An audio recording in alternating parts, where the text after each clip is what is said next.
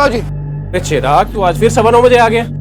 अरे दुकान का टाइम 10 बजे का है, 10 बजे आएगा। हाँ, वो रोशनी को कॉलेज छोड़ने के बाद कुछ काम होता नहीं है करने को, तो हमने सोचा यहीं चले आते हैं, इसी बहाने आपका थोड़ा हाथ भी बटा देंगे। अरे वाह, तेरी यही बातें तो मेरे को बहुत अच्छी लगती हैं। वरना आजकल तो पूरा पैसा लेने के बाद में लोग आधा काम करते हैं और तू अपनी मर्जी से ओवर टाइम करता है। अब बाबूजी काम से जो चुराएंगे तो बहन को कैसे पालेंगे फिर? हमारे सिवा उसका कोई और है भी नहीं। 9 बजे उसको कॉलेज छोड़ते हैं और फिर 5 या 10 मिनट लगता है साइकिल से यहाँ तक आने में। और अगर आधा घंटा ज्यादा काम कर भी लिया तो क्या टेंशन है, अपनी दुकान है बाबूजी। तो मैंने कब मना किया है कि मत आया कर? तेरी जैसी मर्जी हो वैसे किया कर, बस आते हुए अपने लिए चाय बोलते आया कर। अरे छोटू, 2 चाय लेके आ कड़क।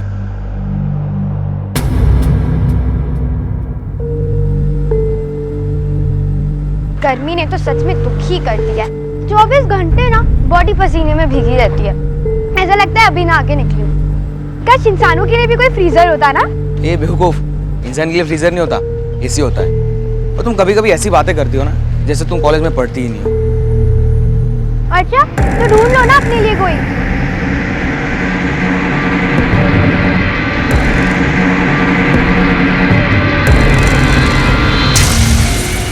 रुक भैया, रुक रुक।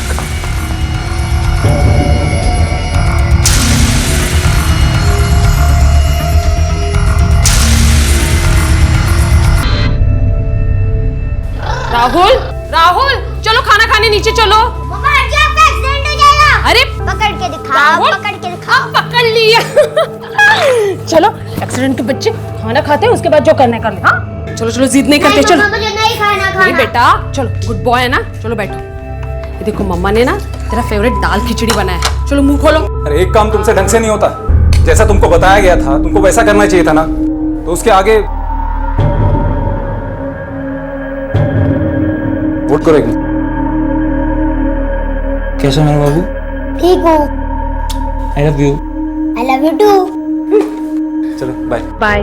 अच्छा राहुल, स्कूल में टीचर ने क्या सिखाया? आज टीचर ने स्कूल में सेंटेंस बनाना सिखाया। अच्छा, My name is Rahul Rathod and I live in Ghaziabad.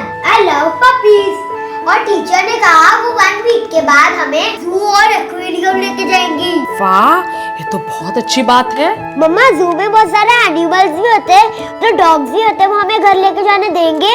वहाँ पे पेट नहीं होते हैं, वहाँ पे मंकी, लायन, बेर ये सब देखने को मिलता है। और पता है लायन को क्या कहते हैं? बताओ। शेर खान।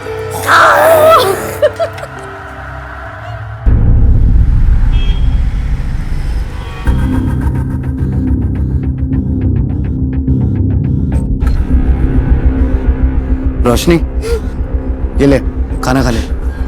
देख तेरी फेवरेट सब्जी बनाई है आज। तुझे जितना रोना है तू आज रो ले, लेकिन एक बात ध्यान रखना, अगर अगली बार उस रघु के साथ दिख गई ना तो सच बता रहा हूँ उसका सर फोड़ दूंगा। सर फोड़ना है ना तो मेरा फोड़ो, उसका क्यों फोड़ोगे? अरे यार रोशनी, तुझको एक बार में समझ में नहीं आता है क्या यार? मैं दिन रात इतनी मेहनत करता हूँ ताकि तुम्हारा फ्यूचर अच्छा हो सके, और अच्छे से जानता हूँ उस पर टीचर रघु के साथ तेरा क्या फ्यूचर है। भैया, मैं उससे प्यार करती हूँ। भाई हो ना, नहीं समझोगे। अगर माँ होती ना तो मेरी सारी फीलिंग समझ लेती। रोशनी, आज तूने ये बात बोली थी ना, बचपन से तुझे माँ बाप की तरह पाला है। या मेरा वो मतलब नहीं था, मैं तो बस इतना कह रही हूँ। जो भी था रोशनी, मेरा मतलब तो तुम्हें समझ में आया ना। तेरी शादी रघु के साथ नहीं हो सकती, तेरी शादी वहीं होगी जहां मैं चाहता हूं, और अगली बार उसके साथ दिख मत जाना।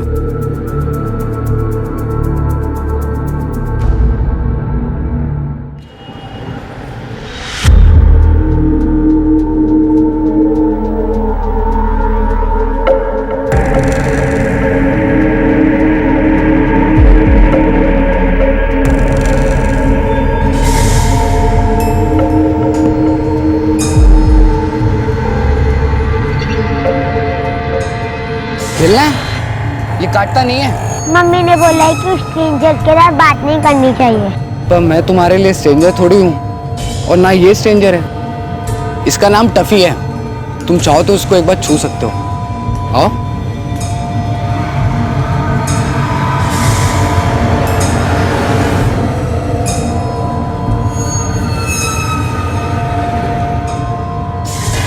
एंड चेक करो, आपका नाम क्या है?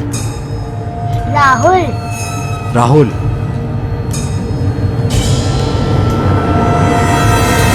कहते हैं कि इंसान गलतियों का पुलिंदा है, और जब यही इंसान रोजमर्रा की जिंदगी में तमाम तरह की अच्छी और बुरी परिस्थितियों का सामना करता है तो मानो गलतियों की गुंजाइश बढ़ जाती है।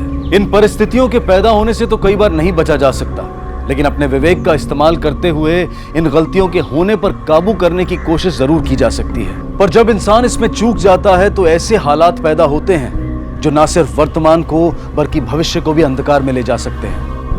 हमारे आज के क्राइम पेट्रोल डायल 100 के एपिसोड में हम ऐसे ही कुछ किरदारों से और उनके हालात से आपको रूबरू करवाने वाले हैं। सर पता नहीं कुछ दिनों से मेरे भैया बहुत अजीब सा बिहेव कर रहे हैं। मतलब? सर कल रात हमारा झगड़ा हुआ था, और जब भी हमारा झगड़ा होता है ना तो हम एक दूसरे के मनपसंद का खाना बनाते हैं एक दूसरे को मनाने के लिए। अब मुद्दे की बात पे आइए, आपकी कंप्लेंट क्या है? हाँ सर वही बता रही हूँ। मैंने सोचा कि मैं उसके पसंद का खाना बना देती हूँ, और मैंने देखा कि वो बिना नाश्ता करे और बिना लंच लिए ही चला गया। तो मैंने सोचा कि मैं उसे डब्बा दुकान पे दे आऊँगी और वहीं से कॉलेज निकल जाऊँगी। जब मैं जा रही थी तो हमारे रास्ते में एक स्कूल पड़ता है, तो मैंने देखा भैया वहाँ पे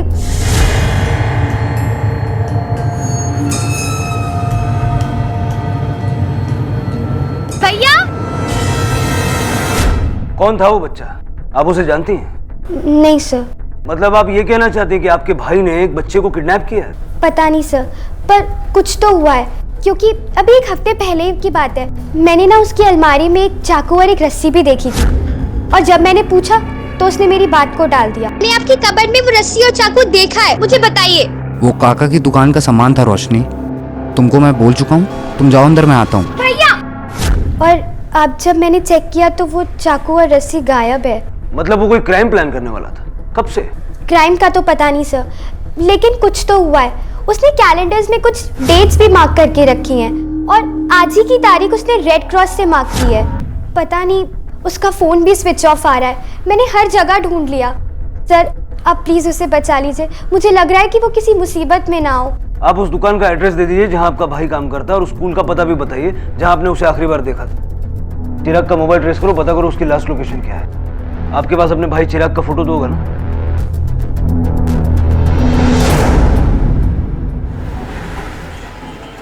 आज आपके स्कूल से किसी बच्चे के मिसिंग होने की कंप्लेंट आई है?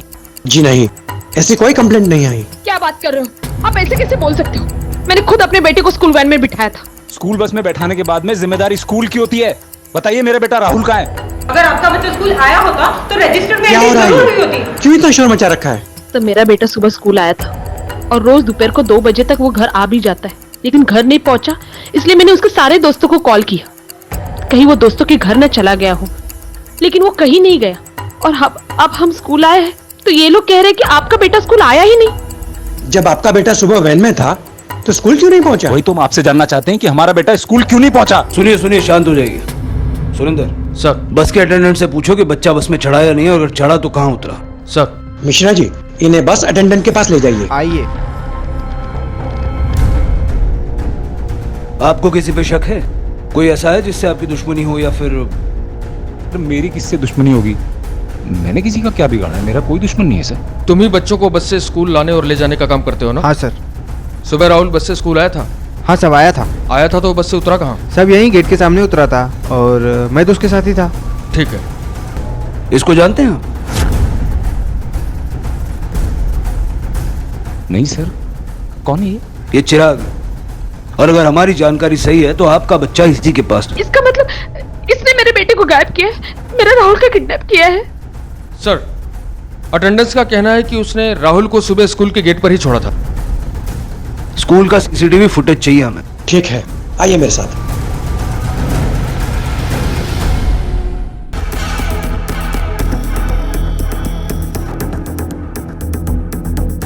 इसे जानती हो?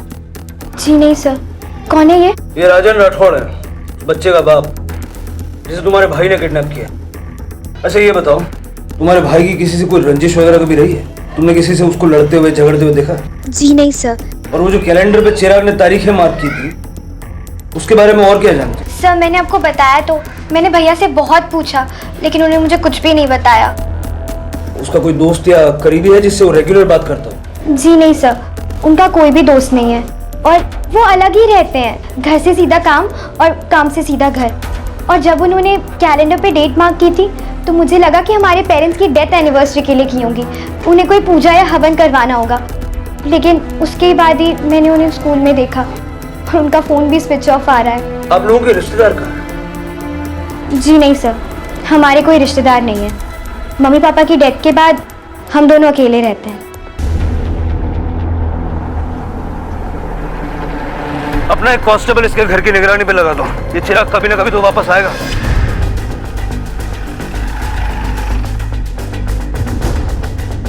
चिराग आपकी दुकान पे काम करता है? हाँ साहब। इस बच्चे को पहचानते हो? कभी देखा है चिराग के साथ? नहीं साहब, इसको मैंने कभी नहीं देखा। ये चिराग लड़का कैसा है?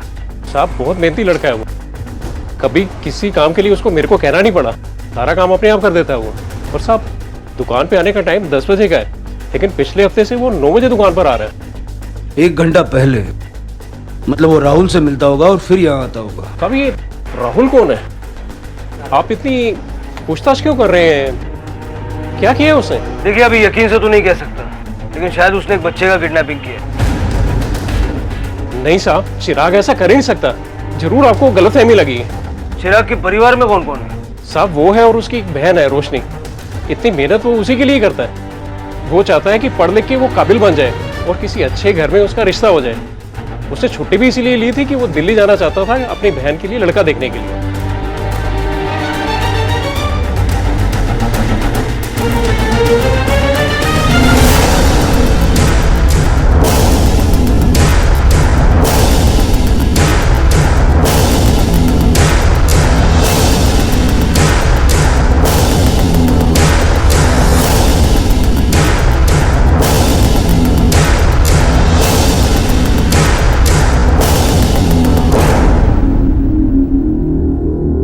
सुनीता, सुनीता तू रो मत अब, राहुल जल्दी वापस आ जाएगा। बस कर अब रोना, ए ले पानी पी ले। तू भगवान पे भरोसा रख ना, देखना राहुल सही सलामत वापस आ जाएगा। पता नहीं वो कैसे होगा, किस हाल में होगा, उसने खाना खाया होगा कि नहीं। मेरे बच्चे को मुझे वापस लाके दे दो, ये जिसने भी किया होगा उसको जो चाहिए वो दे दो। तुम शांत हो जाओ, शांत शांत। बहुत जल्दी वापस आएगा। सुरेंद्र, इस फुटेज में ये दिख रहा है कि राहुल स्कूल के गेट को क्रॉस करके दूसरी तरफ गया। इससे ये तो साबित हो गया कि वो स्कूल नहीं गया, लेकिन ये पता नहीं चल पा रहा कि वो गया किस तरह, अपनी मर्जी से गया या फिर किसी ने उसे किडनैप किया। सर रिकॉर्ड के मुताबिक चिराग के मोबाइल का लास्ट लोकेशन दिल्ली दिखा रहा है, जिसके बाद उसका फोन स्विच ऑफ है।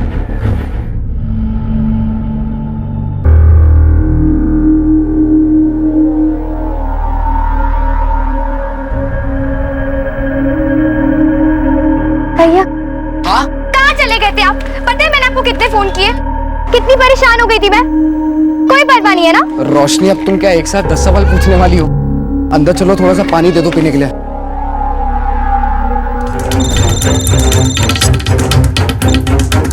हेलो सर, चिराग अभी भी बस्ती में आया है। ओके सर, चिराग अभी भी बस्ती में आया है।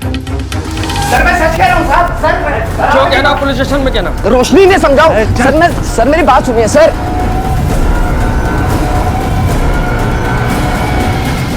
इसे पहचानता है? नहीं सर, कौन है ये? ये राजन राठौड़ है, जिसके बच्चे को तूने किडनैप किया। ये बताओ कि राहुल को किडनैप क्यों किया और कहाँ रखा? सर आप कैसी बात कर रहे हैं सर? मुझे कुछ नहीं पता है सर इस बारे में। सर बल्कि मैं तो गाजियाबाद में था ही नहीं सर। सर मैं तो दिल्ली गया हुआ था अपनी बहन के लिए कोई लड़का देखने के लिए सर। आज ही लौटा हूँ सर। चल उसका नाम, एड्रेस, नंबर सब कुछ दे। सर मैंने सर अपनी बहन का नाम शादी के लिए वहाँ पे प्रोफाइल में लिखवा रखा था सर। सर ये वहाँ के मैरिज ब्यूरो की लिस्ट है सर, उन लड़कों की लिस्ट सर। इन लड़कों के घर गया था सर, और ये काफ़ी दूर दूर रहते हैं, तो अलग अलग जगहों पे भटकना पड़ा। जिस रोशनी के लिए तू लड़का देखने दिल्ली गया था ना, उसी रोशनी ने तुझे बच्चे को किडनैप करते हुए देखा है। ज्यादा घुमाने की ट्राई मत कर, सीधा सीधा बोल चल। सर आप रोशनी की बात पे क्यों आ रहे हैं सर? वो छोटी सी बच्ची है सर। इतनी छोटी है, इतनी बच्ची है? कि अपने भाई को किडनैपर बताएगी? सर मैंने ना कल रात को सर रोशनी को डांटा था सर। एक लड़का है सर रघु, वो उसको बेवकूफ़ बना रहा है सर, और रोशनी भी अब उससे प्यार कर बैठी है सर। तो मैं दिल्ली इसीलिए गया था सर ताकि कोई अच्छा लड़का मिल जाए और अपनी बहन की शादी उससे करवा दूं सर। हो सकता है उसने आपसे इसलिए झूठ बोला हो सर। मतलब उसने एक ऐसे बच्चे की झूठी कहानी बना दी तो सच में किडनैप हो गया? देख प्यार से पूछ रहा हूँ, बता दे, वरना बताना तो तुझे बाद में भी पड़ेगा। क्यों अपनी हड्डियां तोड़वाना चाहता है? बोल। सर मैं नहीं जानता सर राहुल नाम का लड़का कौन है सर, वो कहाँ है, मुझे इस बारे में कुछ नहीं पता है सर। मतलब तू प्यार से नहीं बताएगा? सिंह चल, जब तक ये सच नहीं बोलता इसकी हड्डियां तोड़। सर मेरी बात सुनिए सर, सर मैंने आपको सब बता दिया सर। सर मेरी बात सुनिए सर प्लीज आप मेरे भाई को छोड़ दीजिए, उसकी कोई गलती नहीं है, वो निर्दोष है, सारी गलती मेरी है। उस दिन वहाँ उतना ट्रैफिक था और वो रोड की दूसरी साइड पे खड़ा हुआ था, इसीलिए मुझे लगा कि उसी ने उस बच्चे को गाड़ी में बिठा दिया होगा। लेकिन सर उसकी कोई गलती नहीं है, सारी गलती मेरी है, मैंने ही अपने भाई को फंसा दिया। अचानक क्या हो गया तुम्हें? उस दिन तो पूरे विश्वास के साथ कह रही थी कि तुम्हारे भाई ने राहुल को उठाया और अब अपना स्टेटमेंट बदल रही है। मैं मानती हूँ कि मुझसे गलती हुई है, अगर आपको सजा देना है तो आप मुझे दीजिए, लेकिन प्लीज आप उसे छोड़ दीजिए। संतोष सिंह छोड़ दो चिराग को। सर ऐसा भी तो हो सकता है कि रोशनी झूठ बोल रही हो अपने भाई को बचाने के लिए। सुरेंद्र फिलहाल हमारे पास चिराग के खिलाफ कोई सबूत नहीं है, इसलिए छोड़ना तो पड़ेगा ही। उसका मोबाइल फोन सर्वेलेंस पे डालो। ये भाई बहन की कहानी में कुछ तो गड़बड़ है। जिस चिराग चतुर्वेदी पर आपके बेटे को किडनैप करने का शक था उससे हमने पूछताछ की, लेकिन अभी तक उसने कुछ कबूल नहीं किया, इसलिए कुछ कह नहीं सकते। क्या नाम बताया आपने इसका? चिराग नहीं, पूरा नाम? चिराग चतुर्वेदी। आप जानते हो उसे? नहीं, मैं किसी चिराग चतुर्वेदी को नहीं जानता हूँ। नहीं, याद कीजिए आप इस नाम के व्यक्ति से कभी मिले हो या कभी नहीं, कभी आपकी कोई अनबन हुई हो? नहीं सर, कभी नहीं। ठीक है, देखिए हम राहुल को ढूंढने की पूरी कोशिश कर रहे हैं, हमें कुछ भी खबर मिलती है हम आपको इन्फॉर्म करते हैं, और अगर आपके पास कोई फिरौती की कॉल्स आती हैं तो आप हमें ज़रूर बताइएगा। और हाँ, अगर आपको कुछ याद आता है उसके बारे में। किसके बारे में सर? वही चिराग चतुर्वेदी के बारे में, तो बताइएगा। संतोष, जैसे ही हमने चिराग का पूरा नाम लिया राठौर चौंक गया था, जैसे उसे कुछ याद आया हो, लेकिन पूछने पर साफ होकर गया था। अगर मेरा शक सही है तो अब यही हमें बताएगा कि इसकी कौन सी याददाश्त ताजा हुई थी।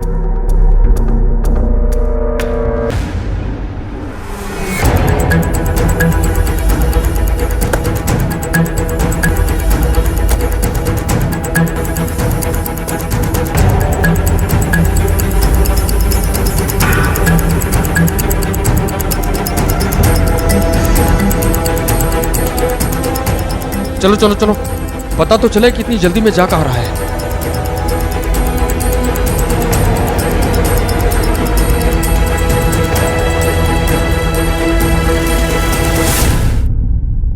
सर, चिराग किडनैपिंग केस में एक इंपॉर्टेंट इंफॉर्मेशन हाथ लगी है। हमने जैसे ही राठौर को चिराग का पूरा नाम बताया, उसने रिएक्ट किया और फिर नॉर्मल हो गया। हमने उसके घर के बाहर उसका वेट किया तो बहुत गुस्से में एक आदमी से मिलने पहुंचा जिसका नाम है वेद प्रकाश। पूरा नाम वेद प्रकाश चतुर्वेदी। ये चिराग का सगा चाचा है सर। इसका मतलब मेरा शक सही निकला, रोशनी ने हमसे झूठ बोला। यस सर, लेकिन जब हमने वेद प्रकाश के पड़ोसियों से पूछताछ की तो पता चला कि सर वेद प्रकाश जी और उनका परिवार सालों से यहीं पर रहते हैं। वेद प्रकाश जी का एक और बड़ा भाई भी था। दोनों पति पत्नी की काफी साल पहले मौत हो गई थी। दोनों ने आत्महत्या कर ली थी। वजह क्या थी आज तक पता नहीं चला। माँ बाप के मरने के बाद वेद प्रकाश जी ने दोनों बच्चों को घर से बाहर निकाल दिया। पता नहीं बेचारे बच्चे कहाँ कहाँ भटकते फिरते होंगे। चिराग वो तो फिर भी बड़ा था, पर रोशनी वो तो बहुत ही छोटी थी। सुना है गाजियाबाद में ही कहीं रहते हैं, पर कभी देखा नहीं। इसका मतलब ये सब एक दूसरे को जानते हैं और हमें गुमराह कर रहे हैं। राठौड़ का बच्चा गायब हुआ इसलिए चिराग पे शक है, और चिराग का नाम सुनते ही राठौड़ चिराग के चाचा वेद प्रकाश से गुस्से में मिलने जाता। इन सबका आपस में कोई ना कोई कनेक्शन तो है जो ये हमारे सामने कबूल नहीं कर रहे। लेकिन सर राठौर क्यों नहीं कबूल करेगा? उसका तो बच्चा गायब हुआ है, और सर उसे तो खुद आकर हमें इन्फॉर्म करना चाहिए था। अगर वो कबूल नहीं कर रहा है सुरेंद्र, तो इसका मतलब है कि राहुल के अलावा इस केस में कई और पहलू हो सकते हैं। तो वो क्या हो सकते हैं वो हमें चिराग बताएगा। Let's go.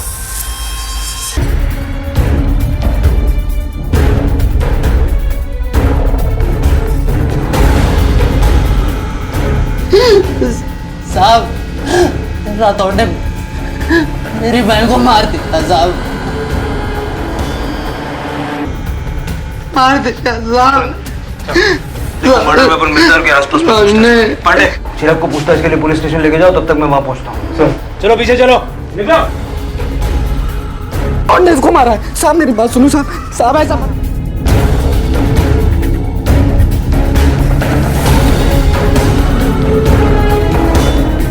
जब ये मर्डर हुआ आपने कुछ देखा था? कोई आवाज या शोर कुछ सुनाई दिया आपको? नहीं साहब, यहाँ कीर्तन चल रहा था, लाउड स्पीकर बज रहा था, तो कुछ सुनाई नहीं दिया साहब। ठीक है। जीने की इच्छा से भरपूर और उज्जवल भविष्य के सपने देखने वाली रोशनी का कत्ल हो चुका था। वो रोशनी जो अपने इकलौते सहारे चिराग के विरुद्ध जाकर एक अनजान मासूम बच्चे की जान बचाना चाहती थी। आखिरकार चिराग की दुनिया जो कि उसकी बहन थी, उसकी मौत हो चुकी थी। सवाल यह भी था कि आखिर चिराग राहुल को क्यों मारना चाहता था? वो उससे इतनी नफरत क्यों करता था कि उसकी बहन भी इस नफरत की बलि चढ़ गई?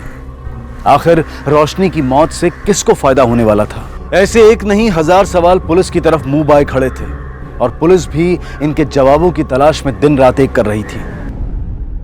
रोशनी ने तुम्हारे खिलाफ पुलिस कंप्लेंट की, इसीलिए तुमने उसे मार दिया ना? मैंने नहीं मारा है सर रोशनी को, मेरी जान थी सर वो। मैं ये सब क्यों करता सर? सर बल्कि राठौड़ ने उसकी जान ली है। सर मैं रास्ते में था तब मैंने देखा था सर, राठौड़ ने सर मेरी घर से बाहर निकल रहा था काफी गुस्से में सर। सर अपनी काली गाड़ी में बैठा और चला गया वो। मुझे कुछ समझ में नहीं आया सर। मैं अंदर जाके देखा सर, रोशनी की लाश।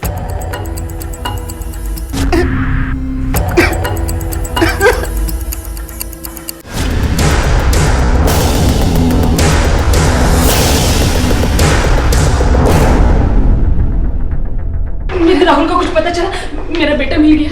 अभी तक तो नहीं, लेकिन अब शायद जल्दी मिल जाएगा। फिलहाल हम यहाँ राहुल के लिए नहीं, आपके पति को पुलिस स्टेशन ले जाने के लिए आए हैं। जी? क्यों? आपसे कुछ पूछताछ करनी है। चलिए। आप बात तो बताइए। पुलिस स्टेशन नहीं, लेकिन इन्होंने क्या किया?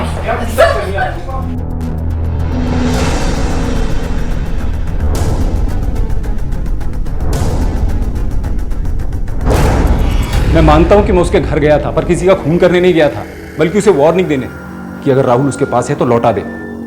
लेकिन जब मैं उसके यहां पहुंचा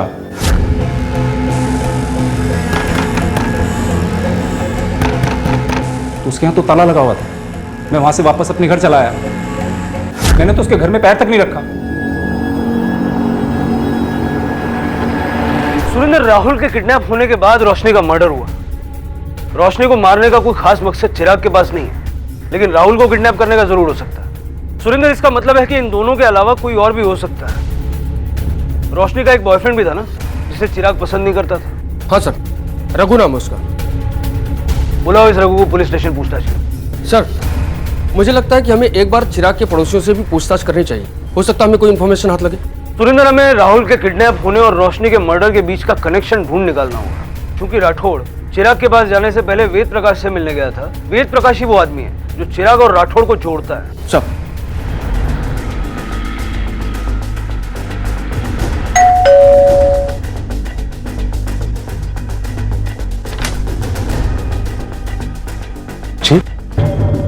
राजन राठौड़ को कैसे जानते हैं आप?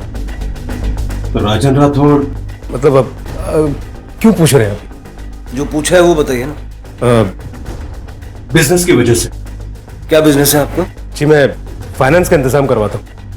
अगर किसी को पैसे की जरूरत है तो मार्केट से कम इंटरेस्ट में उनको पैसे दिलवाता हूँ। चिराग और रोशनी आपके क्या लगते? चिराग रोशनी मेरे भाई के बच्चे हैं, लेकिन भैया और भाभी की मौत के बाद उनसे मुलाकात कभी हुई नहीं। आपके भैया भाभी ने सुसाइड किया था, क्या वजह रही होगी? वजह तो आज तक पता नहीं चली सर। 10 साल पहले पुलिस ने काफी इन्वेस्टिगेट किया, लेकिन आखिर में थक हार कर उन्हें भी केस क्लोज करना पड़ा। मेरी बात समझ में नहीं आ रही है सर। 10 साल पुराने इस केस के बारे में आज मुझसे क्यों पूछताछ कर रहे हैं? क्योंकि राठौड़ का बच्चा किडनैप हुआ है और सस्पेक्ट है आपका भतीजा चिराग, और रोशनी का खून हुआ है और सस्पेक्ट है आपका बिजनेस फ्रेंड राठौड़। देखिए साहब, मुझे इस मामले में मत घसीटिए। मेरा इन दोनों मामलों से कोई लेना देना नहीं। कई सालों से तो चिराग से मैं मिला भी नहीं। ठीक है, यहाँ सब एक दूसरे को जानते हैं पर मुकर रहे हैं। चिराग के माँ बाप आत्महत्या करते हैं, चिराग राठौड़ के बच्चे को किडनैप करता है। राठौड़ इसी गुस्से में चिराग की बहन रोशनी का खून कर देता है और यही राठौड़ वेद प्रकाश के साथ बिजनेस भी करता है और इसी वेद प्रकाश को भतीजी की मौत से भी फर्क नहीं पड़ता। याद है सुरेंद्र, रोशनी ने बड़ी कड़वाहट के साथ कहा था कि उनके कोई रिश्तेदार नहीं है। जी नहीं सर, हमारे कोई रिश्तेदार नहीं है। मम्मी पापा की डेथ के बाद हम दोनों अकेले रहते हैं। इसका मतलब है इन सब के अलावा एक और कड़ी है जो इन सबको जोड़ती है, और शायद हादसे की वजह भी। सर मुझे लगता है कि उस वजह तक पहुंचने के लिए हमें पहले राहुल तक पहुंचना होगा। सुरेंद्र, ये भी तो हो सकता है कि चिराग और वेद प्रकाश मिले हुए हो और जानबूझ के अनजान बनने का नाटक कर रहे हो। सकता है वेद प्रकाश की कोई बिजनेस प्रॉब्लम हो जिसकी वजह से तो दोनों ने मिलकर राहुल को किडनैप किया हो। ये केस जितना सीधा दिख रहा है ना उतना है नहीं। सच अभी भी हमारी नजर से छुपा हुआ है। हेलो, ठीक है, हम अभी पहुंचते हैं। सर, रघु पुलिस स्टेशन आ गया है। चल।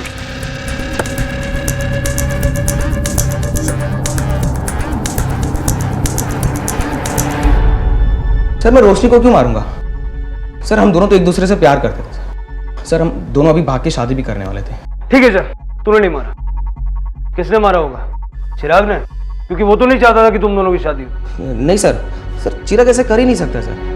सर वो तो अपनी बहन को जान से ज्यादा प्यार करता था सर, एक बाप की तरह ख्याल रखता था उसका।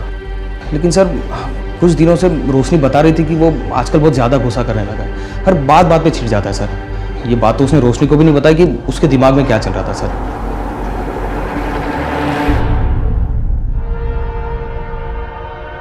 गायत्री, गायत्री! अरे क्या हुआ? किस लिए इतना चिल्ला रहे हैं और ये कहाँ जा रहे हैं सामान पैक करके? दिखाई नहीं दे रहा तुम्हें? चिराग और राठौड़ दोनों पागल हो गए। पता नहीं दोनों ने पागलपन में कुछ कर दिया तो बेकार में मैं फंस जाऊंगा। इतने सालों के किए कराए पर पानी फिर जाएगा। राठौड़ को मैं अच्छी तरह से जानता हूँ, वो चुप रहने वाला नहीं है। अरे पुलिस को तो कैसे वैसे मैंने बेवकूफ बनाकर यहाँ से भगा दिया कि बिजनेस के लिए आया था, पर मैं जानता हूँ राठौड़ क्यों आया था। वो यहाँ पर मुझे धमकी देने के लिए आया था कि अगर उसके बेटे को कुछ हुआ तो वो मेरे बेटे की जान ले लेगा। अब तुम यहाँ खड़े रह के मेरा मुंह मत देखो, जाके अपना कपड़ा बंद करो और नितिन को भी बोला अपना सामान बंद करे जल्दी। सब मैं कह रही हूँ ना कि इन्होंने कुछ नहीं किए। मैं आपके आगे हाथ जोड़ती हूँ, प्लीज मेरे पति को छोड़ दीजिए। एक तो मेरा बेटा गायब हुआ है, ऊपर से आपने मेरे पति को लॉकअप में बंद कर दिया। ये कहाँ का इंसाफ है? देखिए, हमारी किसी से कोई पर्सनल दुश्मनी तो है नहीं कि किसी को तंग करेंगे। आपके पति पे खून का इल्जाम है और इसलिए पूछताछ के लिए उनको पुलिस स्टेशन में लाया गया था। खैर फिलहाल मैं उनको छोड़ रहा हूँ, लेकिन अगर जरूरत पड़ेगी तो दोबारा उनको बुलाऊंगा।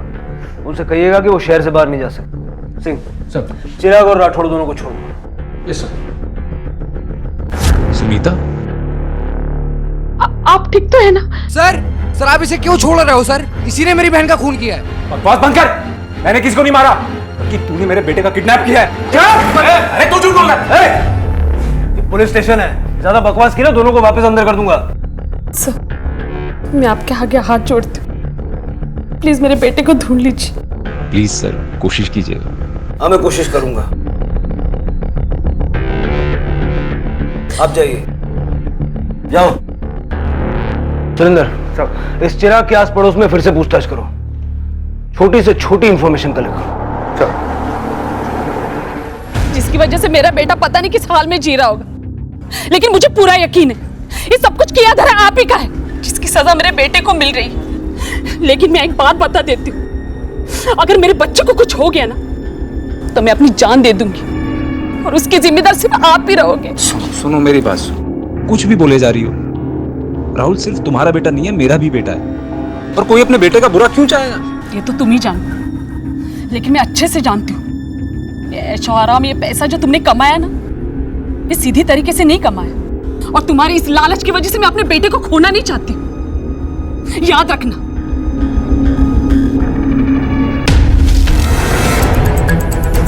चिराग और रोशनी का आपस में रिश्ता कैसा था? दोनों की बनती थी आपस में? बहुत बनती थी साहब। चिराग तो अपनी बहन रोशनी के लिए जी रहा था। वो अपनी बहन से बहुत प्यार करता है।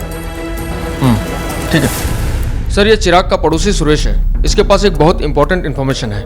नमस्ते सर। बताइए। सर मैं दिल्ली जा रहा था तो चिराग आया और बोला कि उसका एक पार्सल मैं दिल्ली में डिलीवर कर दूं। मैंने बोला ठीक है, मेरे बैग में रख दो। पार्सल जब रख रहा था तो उसका फ़ोन मेरे बैग में गिर गया। उसके बाद जब मैं दिल्ली पहुंचा तो हेलो, हाँ कौन? चिराग, मैं सुरेश बोल रहा हूँ। अरे तेरा फ़ोन मेरे ही बैग में गिर गया था। आप उसको बंद करके रख दीजिएगा, नहीं तो बहुत फोन होंगे, आप परेशान हो जाओगे। अच्छा ठीक है, मैं ऑफ कर देता हूँ। हाँ ठीक है, आप वापस आओगे, मैं आपसे तब ले लूंगा। फिर जब रात को घर वापस आया सर तो चिराग अपना फ़ोन ले गया। लो चिराग भाई, अपना फ़ोन लो।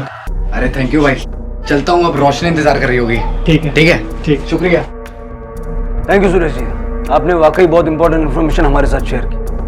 अब आप जा सकते। Thank you sir. Surendra sir, ये साफ हो गया कि चिराग ने हमसे झूठ बोला। वो गाजियाबाद में ही था और उसका फोन इसके बैग में गलती से नहीं गिरा था। उसने जानबूझ के रखा था ताकि वो हमें गुमराह कर सके। इसका मतलब है कि किडनैपिंग उसने पूरी प्लानिंग के साथ की थी और जिसकी वजह वेद प्रकाश और राठौड़ को पता। इन तीनों को उठा लो। सर,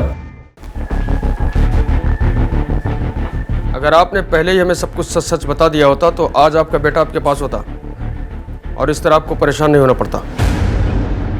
जी, क्या बता देना चाहिए था? ज्यादा स्मार्ट बनने की जरूरत नहीं है। ये तो हमें पता है कि आपके बेटे को चिराग ने ही किडनैप किया है, लेकिन उसने ऐसा क्यों किया ये आप हमें बताएंगे।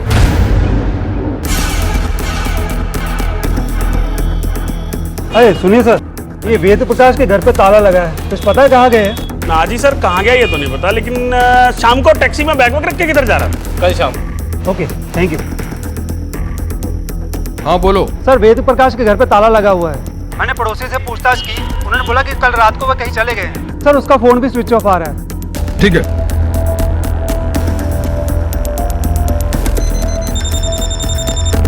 हेलो सर, वेद प्रकाश शायद फरार हो गया है। पूरी फैमिली कल रात को कहीं चली गई है। सर, इसका मतलब राहुल किडनैपिंग और रोशनी के मर्डर से उसका कोई न कोई वास्ता जरूर है, वरना इस तरह रातों रात ताला लगाकर भागता क्यों वो? वेद प्रकाश का मोबाइल फोन ट्रेस कभी ना कभी तो ऑन करेगा ही। सर,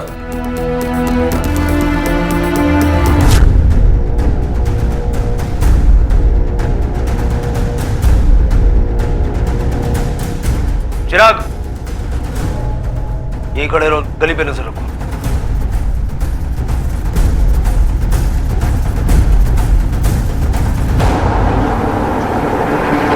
चिराग और रोशनी जो दोनों एक दूसरे की दुनिया थे, इस सतही दुनिया को अलविदा कह चुके थे और पुलिस एक बार फिर नए सिरे से लगभग शून्य पर पहुंच गई थी। यह साबित हो चुका था कि चिराग ने ही राहुल को अगवा किया था, लेकिन वही चिराग अब खुद मौत की नींद सो चुका था और सवाल यह भी था कि यह हत्या थी या आत्महत्या।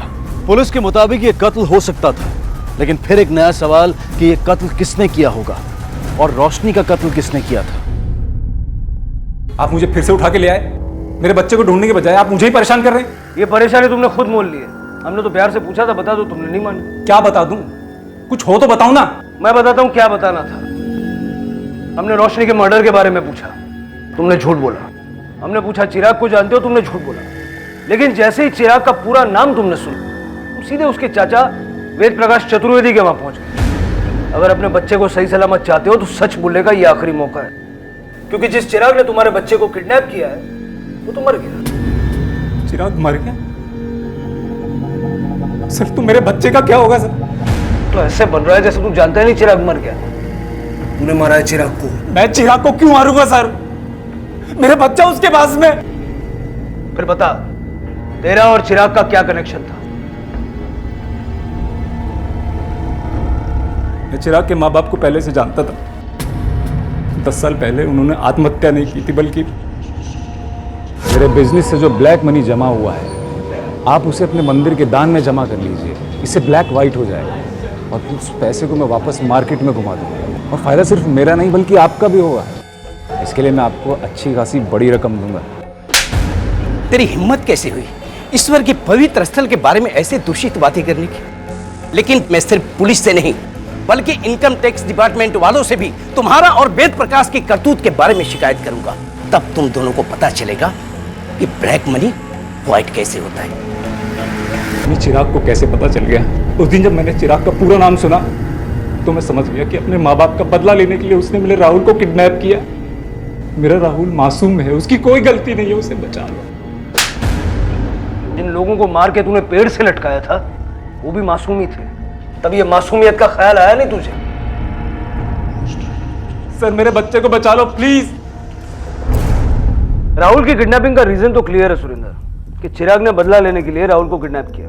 लेकिन चिराग के बाद अब राहुल कहाँ है ये पता लगाना हमारे लिए थोड़ा मुश्किल हो गया। और चिराग और रोशनी के मर्डर का भी कोई स्ट्रॉन्ग क्लू अभी तक हमारे हाथ नहीं लगा। सर मुझे नहीं लगता कि चिराग को राठौर ने मारा होगा, क्योंकि उसके मरने से तो राहुल का मिल पाना और मुश्किल हो जाएगा। सर कहीं ऐसा तो नहीं कि चिराग ने ही राहुल का खून करके उसे कहीं ठिकाने लगा दिया हो? नहीं सुरेंद्र, अगर चिराग ने राहुल को मार दिया होता तो उसकी बॉडी राठौड़ को सौंप देता, लेकिन उसे मारना शायद उसका मोटिव नहीं था। उस दिन जब हमने उन दोनों को छोड़ा तो मिसेज राठौड़ को रोता हुआ देख के उसके चेहरे पे जो खुशी थी उससे मुझे ये लगा कि वो उन्हें तड़पता हुआ देखना चाहता। अक्सर ऐसे केसेस में मैंने देखा है कि किडनैपर मारता नहीं है बल्कि सामने वाले को तड़पता हुआ देख के खुश होता है। मुझे लगता है कि राहुल जिंदा है, लेकिन वो कहाँ है ये पता लगाना जरा मुश्किल है। हाँ सर, क्योंकि मोबाइल लोकेशन और पड़ोसियों के मुताबिक वो उस दौरान अपने एरिया से बाहर कहीं नहीं गया। आखिर कहाँ रखा होगा उसने राहुल को? इस घर में कौन रहता है? इस घर में कोई नहीं रहता साहब, ये मकान तो महीनों से बंद है। इसकी चाबी चिराग के पास है सर। सर ऐसा भी तो हो सकता है कि उसने राहुल को अपने एरिया में कहीं छुपा रखा हो, और अगर मेरा शक सही है सर तो राहुल शायद हमें वहीं मिलना चाहिए। चलो चलो। सर वेद प्रकाश का मोबाइल फोन नोएडा के एक गांव में ट्रेस हुआ है। इंक्वायरी की तो पता चला कि वहाँ उसकी ससुराल है, वहीं छुप के बैठा हुआ है। मैंने वहाँ की टीम को इन्फॉर्म कर दिया है, वो लोग उसे लेकर आते होंगे सर। मेरी बात तो सुनिए, सब गाड़ी में बैठी है। अरे मेरी बात सुनिए, इन्होंने कुछ नहीं किया, इन्हें मत लेके जाइए, इन्हें मत लेके जाइए। कहाँ जा रहे हैं आप? Thank you so much. सिर्फ आप ही की वजह से मुझे मेरा बेटा सही सलामत वापस मिल गया। आपका ये एहसान मैं कभी नहीं भूलूंगी। देखिए हमने आप पे कोई एहसान नहीं किया, जो हमने किया वो हमारा फर्ज था। अगर आप इजाजत दे तो हम राहुल से कुछ सवाल पूछना चाहते हैं। हाँ हाँ सर, क्यों नहीं, जो पूछना है वो इसे पूछिए। बेटा जिस जगह से आप हमें मिले थे उस जगह आपको कौन लेके गया था? चिराग भैया मुझे लेके गए थे टफी के साथ खेलने के लिए। उसके बाद उन्होंने मुझे रूम में लॉक कर दिया। अब बोलो क्यों मारा चिराग को? देखिए सर, मैं वहाँ गया जरूर था, लेकिन मैंने चिराग को नहीं मारा। मैं तो वहाँ उससे बात करने के लिए गया था, उसे समझाने के लिए गया था कि अगर उसने राहुल को किडनैप किया तो उसे छोड़ दे। क्योंकि राठौड़ मुझे बार बार धमकी दे रहा था कि अगर उसके बेटे राहुल को कुछ हुआ तो मेरे बेटे की जान ले लेगा। मैं वहाँ पहुँचा तो देखा चिराग की लाश लटकी हुई है सर। कुछ देर के लिए तो मुझे समझ में नहीं आया कि मैं क्या करूँ। फिर मुझे लगा कि यही मौका है राठौड़ को फंसाने का। जब उसने मेरे भाई और भाभी का खून किया तब मैं भी वहाँ पहुँचा था। फिर ना कोई प्रॉफिट ना इनकी वो सब बची हुई प्रॉपर्टी। लेकिन लालच में अपना मुंह बंद कर लिया मैंने और उसका साथ दिया। मेरे पास यही एक मौका था कि चिराग के सुसाइड को मर्डर बना दूं। इस चिट्ठी में चिराग ने यह भी लिखा था कि उसने राहुल को कहाँ छुपाया है, और राठौड़ को फंसाने के लिए मैंने वो चिट्ठी अपने पास छुपा के रख ली। उसके बारे में किसी को कुछ नहीं बताया, लेकिन पता नहीं कैसे राहुल ने मुझे देख लिया। सर ये सच बोल रहा है। पोस्टमार्टम रिपोर्ट के मुताबिक चिराग की बॉडी पर चोट के निशान उसकी मौत के 1 घंटे बाद के हैं। काश चिराग ने बदला लेने का तरीका अपनाने की बजाय पुलिस की मदद ली होती तो इन जैसे भेड़ियों को सजा भी मिलती और चिराग और रोशनी अपनी जिंदगी से भी हाथ नहीं धोते। चिराग ने अपने अंदर एक ऐसी नफरत को पाला था जिसने उसके माँ बाप के कत्ल का बदला लेने के लिए उसे एक मासूम बच्चे की बलि चढ़ाने के लिए भी तैयार कर दिया, जिसका इस सबसे कोई लेना देना नहीं था। और नफरत के इस खेल में चिराग और रोशनी दोनों अपनी जिंदगी हार बैठे। राजन राठौड़ को चिराग के माता पिता के कत्ल के लिए और वेद प्रकाश को अपने भाई और भाभी के कत्ल में शामिल होने और सबूत मिटाने के जुर्म में गिरफ्तार किया गया है। ये दोनों इस वक्त न्यायिक हिरासत में हैं। ईर्ष्या, द्वेष, घृणा, जब भी कोई ऐसा भाव आप पर हावी हो तो रुक कर अपने आप से ये सवाल जरूर पूछें कि इसका हासिल क्या है। क्या जायज है ये घृणा, ये नफरत, ये लालच? क्या जिंदगी सिर्फ सीधे साधे रास्ते पर चलकर प्यार से नहीं जी जा सकती? यकीन मानिए अपने आप से सवाल करने की आदत हमें गुनहगार और इंसान से जानवर बनने की प्रक्रिया से सुरक्षित कर लेगी। इसी विचार के साथ अब मैं अनूप सोनी आपसे विदा लेता हूं। फिर मुलाकात होगी अगले एपिसोड में एक और चौंका देने वाले केस के साथ। तब तक अपना और अपने परिवार का ख्याल रखें और देखते रहें क्राइम पेट्रोल डायल 100। सबक एक को, सीख हम सबको। जय।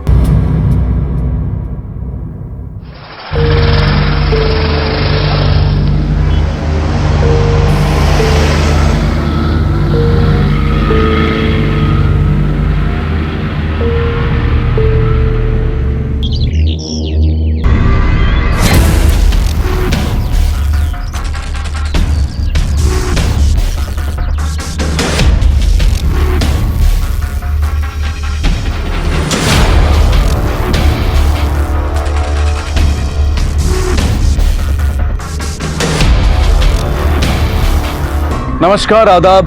क्राइम पेट्रोल डायल 100 में आप सबका स्वागत है। महाराष्ट्र के नागपुर में एक दिन एक दिल दहला देने वाली घटना सामने आई, जहां किसी की बेरहमी से हत्या की गई थी। वहीं दूसरी तरफ एक लड़का एक छोटे से बच्चे के साथ किसी के इंतजार में बैठा था। कौन था ये लड़का और उसके साथ ये बच्चा कौन था, और जिस शख्स की बेरहमी से हत्या की गई थी वो कौन था और उसकी हत्या की वजह क्या थी? क्या इस शख्स का और उस लड़के का आपस में कोई कनेक्शन था? क्या? नहीं नहीं नहीं, मेरा नीलेश नहीं मर सकता। देखिए, मुझे मालूम है ये सही वक्त नहीं है बात करने का, लेकिन आप लोग से अकेले में बातचीत करें। साहेब, माझा पोरगा खूप चांगला होता। उसका ना ही कभी किसी से झगड़ा, ना ही कोई दुश्मनी थी। कह के गया था कि मैं काम पर जा रहा हूँ, पर वापस ही नहीं आया। कितने खुश थे हम दोनों। हम अपने बच्चे को इस दुनिया में लाने की तैयारी कर रहे थे, पर अच्छा, आपको किसी पर शक है? किस पर शक करूं सर? मैं तो ये सोच भी नहीं सकती कि कोई मेरे पति जैसे भोले इंसान के साथ भी कोई। हमारे लिए तो विश्वास करना ही नामुमकिन है कि ऐसी कोई घटना घट चुकी है। पता नहीं अब रूपा दीदी पूरे घर को अकेले कैसे संभालेगी। हो सकता है उसका कोई कस्टमर हो जो उससे नाराज हो किसी वजह से। कस्टमर? ये नीलेश करता क्या था? नीलेश का ट्रैवल बिजनेस है अपने जीजा जी के साथ। हो सकता है बिजनेस को लेकर कुछ आपस में हुआ, पर हमें नहीं पता। ठीक है, जरूरत पड़ने पे पुलिस स्टेशन बुलाएंगे। शिंदे, नीलेश के परिवार में किसी को भी ऐसा नहीं लगता कि उसके किसी के साथ दुश्मनी हो सकती है, और जिस तरह से उसे मारा है देखकर नहीं लगता कि लूटपाट के चक्कर में उसे मारकर वहां फेंक दिया गया है। और जितनी बेरहमी से मारा है, उतनी बेरहमी से कोई किसी का कत्ल तभी कर सकता है जब उससे बहुत नफरत करता हो। नीलेश के बारे में अच्छे से पता लगाओ। जिस दिन उसका कत्ल हुआ उस दिन वो कहाँ था, किस किस से मिलने वाला था, किस किस के टच में था। छोटी से छोटी और बड़ी से बड़ी इंफॉर्मेशन भी मुझे चाहिए। सर, नीलेश के चाचा ने बताया कि नीलेश ट्रैवल कंपनी में काम करता था। उसके पड़ोसी से पूछताछ करो, देखो किसी ने कुछ नोटिस किया था क्या। ऐसा तो कुछ अजीब नहीं देखा मैंने, सब कुछ नॉर्मल है। अच्छा, उसके किसी से कोई दुश्मनी या फिर कोई लड़ाई झगड़ा? वैसे तो बहुत अच्छा आदमी है, सबसे बहुत अच्छे से बात करता है, पर आजकल इतना टाइम कहाँ मिलता है कि एक दूसरे पे ध्यान दो।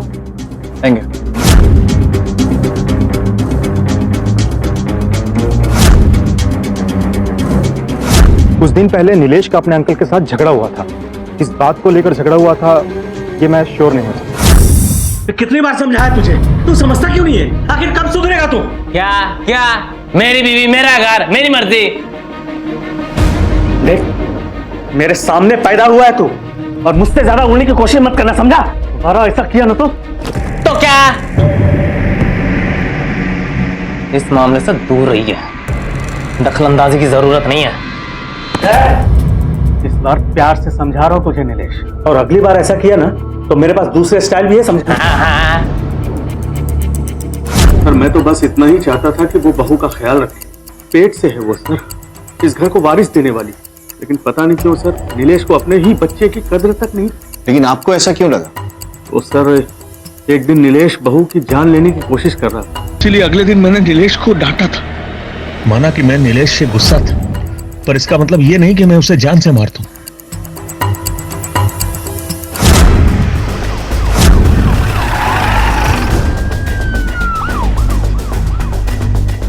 झगड़ा किस मियाँ बीवी में नहीं होता सर। हमारे बीच में भी कभी कभार होते थे, लेकिन उसका ये मतलब नहीं कि वो बुरे थे या मुझे नुकसान पहुंचाना चाहते थे, बल्कि तो मुझसे बहुत प्यार करते थे। मेरा कहीं ऐसा तो नहीं कि तुम कुछ छुपा रही हो हमसे? मैं क्या छुपाऊंगी सर? देखो, हम तुम्हारे पति के कातिल की ही तलाश कर रहे हैं और ऐसे में हर एंगल से इस केस की छानबीन करनी ही पड़ेगी। मीरा के चेहरे पे साफ लिखा हुआ था कि वो झूठ बोल रही है और कुछ छुपाने की कोशिश कर रही है, पर ऐसा क्यों कर रही है ये बात समझ में नहीं आई। नीलेश की कहानी काफी उलझी हुई लग रही है। एक काम करो, इसके कॉल रिकॉर्ड्स निकलवाओ। 5 लाख, पूरे 5 लाख फटाफट लेकर आ जाओ। और सुनो, पुलिस को बुलाने की गलती बिल्कुल मत करना।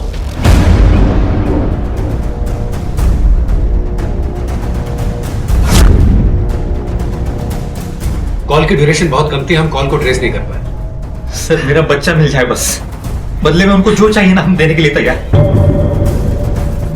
जितने भी पैसे चाहिए हम दे देंगे। सर मुझे मेरा बच्चा चाहिए। सारी गलती मेरी है, मैं इतनी लापरवाह कैसे हो सकती हूँ बड़ा?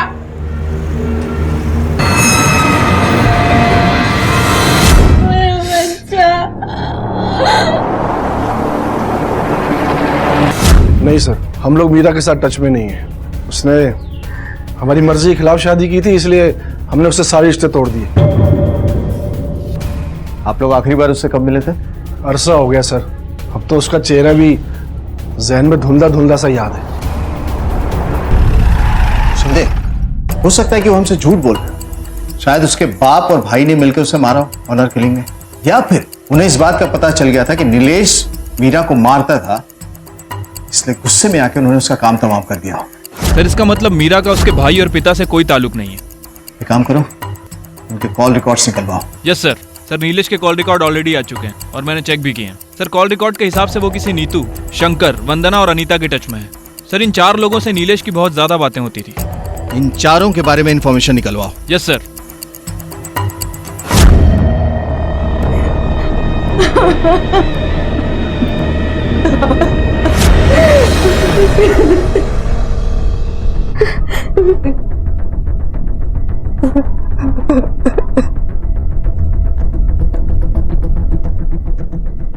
आपकी नीलेश के साथ फोन पे काफी बातें होती थी ना? सर, मैं और नीलेश एक साथ काम करते थे, मैं ही उसे काम में गाइड करता था। बहुत ही अच्छा इंसान था वो। मुझे पता नहीं ये सब किसने और क्यों किया उसके साथ। पिछले कुछ दिनों में नीलेश के किसी भी कस्टमर से कोई बहस हुई थी?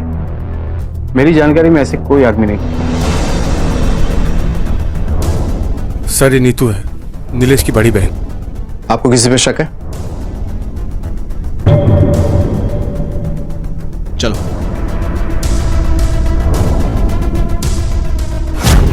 क्या लगता है सर, ये शंकर सच बोल रहा है? हो सकता है अपने धंधे को बचाने के चक्कर में हमसे झूठ भी बोल रहा हूँ। हो सकता है नीलेश का किसी कस्टमर के साथ झगड़ा हुआ हो या कुछ ऐसा जो उसे पता है और हमें नहीं बताना चाहता है। एक काम करो, इस शंकर और इसके बिजनेस के प्रेजेंट, पास्ट और फ्यूचर सबके बारे में खोद के निकालो। वैसे चाचा को देख के लगता नहीं कि उसमें इतनी हिम्मत है कि किसी को मार सकता है। नीलेश का मर्डर इस फैमिली की रंजिश या उसका शंकर के साथ बिजनेस की वजह से हो सकता है। नीलेश की हत्या तो गहरी दुश्मनी या आपसी रंजिश की तरफ इशारा कर रही थी, लेकिन पुलिस को इस मामले में अब तक कोई ठोस सबूत नहीं मिला था। पुलिस की शक की सुई धीरे धीरे नीलेश की पत्नी, उसके परिवार और उसके चाचा पर घूम रही थी। पुलिस को इस बात का भी शक था कि शायद नीलेश का अपने बिजनेस में किसी के साथ झगड़े या दुश्मनी का एंगल हो जो इस हत्या का कारण बना हो। इसलिए पुलिस ने नीलेश के जीजा शंकर के बारे में इंफॉर्मेशन निकालना शुरू किया, जिसके साथ वो बिजनेस करता था। और इस सब के बीच 15 साल का कृष्णा एक बड़े अपराध को अंजाम देने में जुटा हुआ था। आखिर कृष्णा ये सब क्यों कर रहा था? क्या वो इस षड्यंत्र में अकेला था?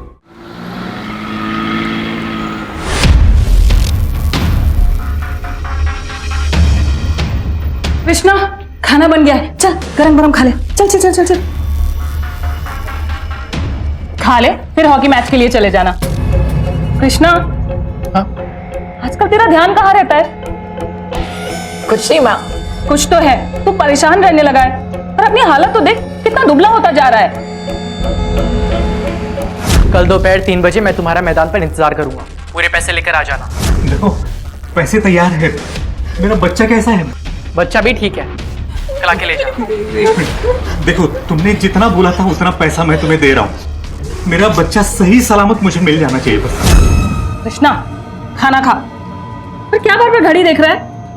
माँ मुझे लेट हो रहा है, मैं आगे खा लूंगा पक्का। चुपचाप यहाँ बैठ, खाना खा फिर जाना। चल मुंह खोल। बस क्या बस बस बस, एक और मामा मेरा हो गया। बाय कृष्णा, मैं आगे खा लूंगा, सुनना।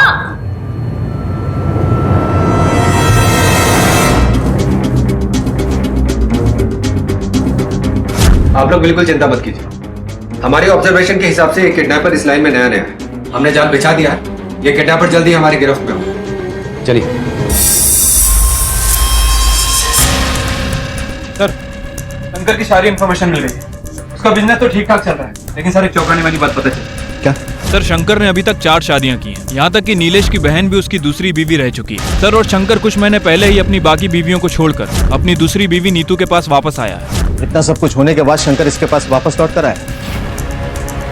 क्या ये बात किसी भी भाई को कभी बर्दाश्त होगी? सीधा मुद्दे की बात करते हैं। तुमने 4 शादियां की ना, तो ये कि नीलेश की बहन नीतू तुम्हारी दूसरी पत्नी है। उसके बाद तुमने 2 शादियां और की, और अचानक ऐसा कुछ हुआ कि तुम लोग का प्यार पनपा और वापस आ गए, और नीतू के साथ सब ठीक हो गया। जरूर नीलेश को इस बात का बुरा लगा होगा कि उसकी बहन की जिंदगी तुमने बर्बाद की, इसलिए तुमने। तो आप ये कहना चाहते हैं कि मैंने उसे मार दिया? क्या सर, अगर किसी बहन की उजड़ी हुई जिंदगी फिर से बस जाए तो किसी भाई को क्या परेशानी हो सकती है? नीलेश हमारे साथ ही काम करता था, हमारे साथ ही रहता था। किसी से भी पूछ सकते हैं आप, चाहे तो नीतू से पूछ लीजिए। आप बेकार के मुझ पे शक कर रहे हैं। छोड़ो इधर साहब, काम कीजिए, अब गर्मा गर्म चाय पीजिए। फिर कभी पियेंगे थाने की कड़क चाय। अभी चलते हैं।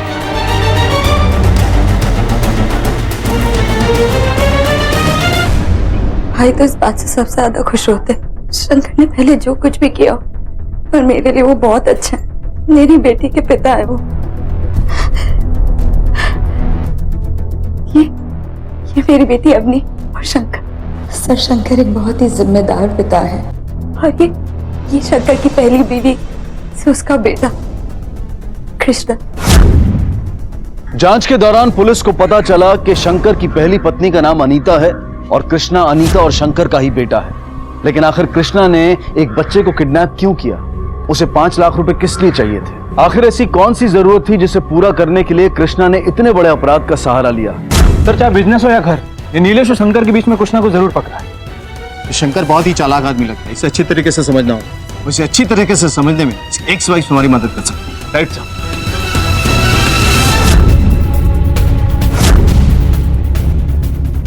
फरहान, मुझे बहुत टेंशन हो रही है। इतनी देर हो गई, अब तक कोई भी नहीं आया है। अरे अपनी सेफ्टी के लिए वो हमें टेस्ट कर रहा होगा। तुम जरा चुपचाप रहो, उसका वेट करते रहो। मैं जा रही। रंजना, ये रंजना क्या कर रही हो? रंजना, सर आप समझ नहीं रहे, मेरा बच्चा उनके पास है। उन्होंने हमें बहुत धोखा दिया है सर। टाइम तो बहुत हो गया। मुझे लगता है किडनैपर ने खतरे को भांप लिया होगा, इसलिए वो यहाँ पर नहीं आया। राणे, इस पूरे एरिया की अच्छी तरीके से तलाशी लो। देखो साहब,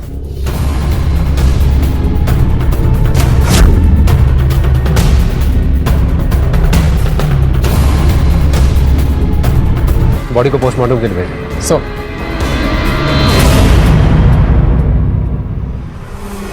देखिए, जितनी बुरी तरीके से नीलेश को मारा गया है, उसे देख के तो हमें यही लगता है किसी ने भारी दुश्मनी का बदला लेने के लिए सब किया है। क्या? नीलेश अंकल को मार दिया?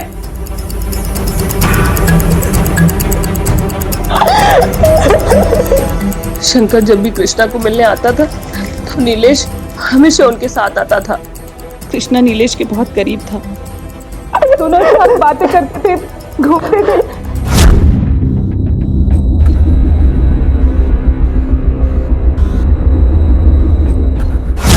कृष्णा, बेटा डरो मत। अच्छा एक बात बताओ, पिछले कुछ दिनों में नीलेश की किसी के साथ कोई लड़ाई हुई थी? I mean, तुम्हारे पापा के साथ?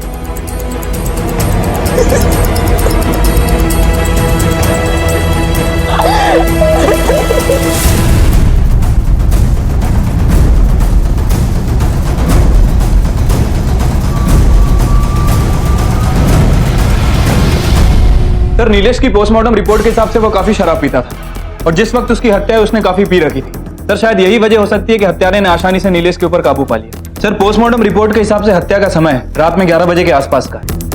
शिंदे, अगर नीलेश के कॉल रिकॉर्ड्स को अच्छी तरह से देखें तो शंकर की पहली पत्नी अनीता के काफी सारे कॉल्स दिखते हैं। हाँ सर, और उन्होंने बताया था कि वो नीलेश के काफी करीब थी और उसका बेटा कृष्णा भी। कृष्णा नीलेश के बहुत करीब था, दोनों साथ बातें करते थे, घूमते थे। सर यही वजह हो सकती है कि कृष्णा काफी घबराया हुआ। अगर इन दोनों की बातचीत होती थी तो संभव है कि उनके संबंध भी अच्छे हों और यही बात कृष्णा को अच्छी नहीं लगती होगी। कृष्णा के कॉल रिकॉर्ड्स निकालो, उस पर कड़ी नजर रखो। पर सर आपको क्या लगता है कि कृष्णा में इतनी ताकत है कि वो नीलेश के सर पे कील ठोक सकती है? बिल्कुल, क्योंकि नशे की हालत में किसी को भी मारना और कील ठोकना बहुत आसान है।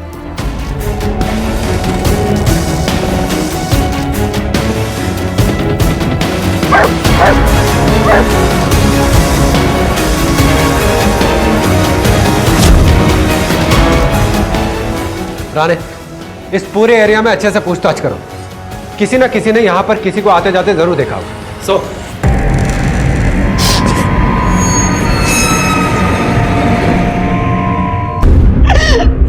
क्या हुआ कृष्णा? तू रो क्यों रहा है? क्या हुआ? आई मुझे अकेला छोड़। कैसे अकेला छोड़ दूं? तेरा संबंध रहा है कौन?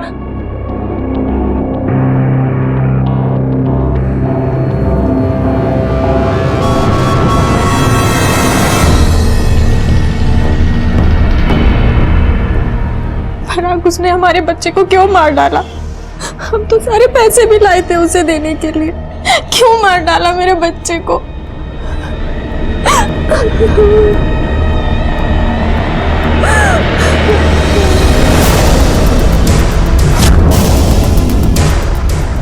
तुमने किसी को देखा था यहाँ पे? हाँ साहब, एक बच्चे को हमने देखा था। कोई सामान था उसके पास? हाँ साहब, उसके पास एक बैग था।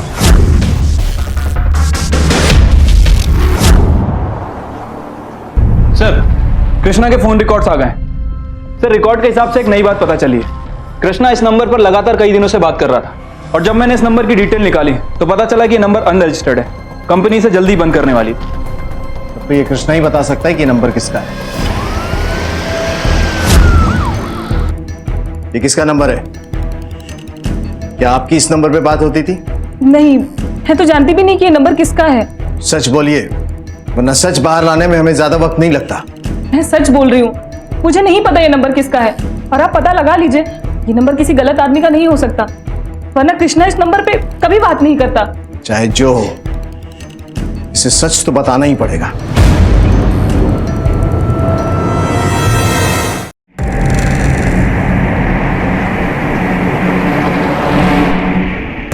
वो नीलेश अंकल का दूसरा नंबर था। क्या नीलेश इस नंबर पे बात किया करता था? और इतनी क्या बातचीत होती थी तुम दोनों के बीच में? वो सब मुझे नहीं पता। नीलेश अंकल और मैं मिलने वाले थे, मैं गया भी था उनसे मिलने, पर वो मुझे मिले नहीं। सर अगर कृष्णा नीलेश के मरने के बाद भी उसे कॉल कर रहा था, इसका मतलब यह है कि कृष्णा को नहीं पता कि नीलेश मर चुका है। सर इस हिसाब से तो कृष्णा ने नीलेश का खून नहीं किया। कृष्णा का बर्ताव भी बड़ा अजीब सा है। ये बात समझ में नहीं आ रही कि उसके दिमाग में चल क्या रहा है। और उससे भी बड़ी बात, बिना पेपर्स के नीलेश से सिम कार्ड क्यों लिया? कहीं वो किसी गलत चीज में इन्वॉल्व तो नहीं था?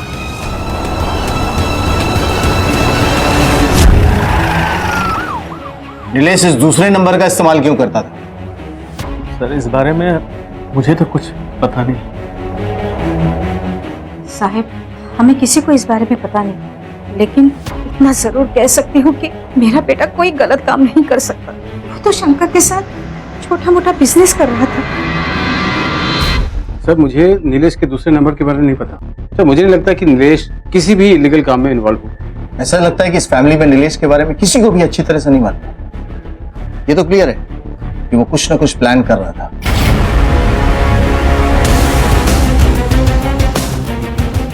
सेलुलर कंपनी से नीलेश के इस नंबर का कॉल रिकॉर्ड्स निकाला।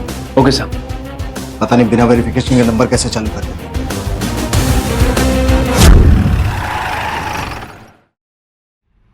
सर ये रहे नीलेश के call records. Sir call records के हिसाब से नीलेश कृष्णा के साथ साथ शंकर की दोनों एक्स वाइफ के टच में भी था। एक मिनट शिंदे, बड़ी अजीब बात है। नीलेश शंकर के एक्स वाइफ के टच में क्यों था और उनसे बात करने के लिए उसे सीक्रेट नंबर की जरूरत क्यों पड़ी? सर इस सवाल का जवाब तो शंकर ही दे सकता है।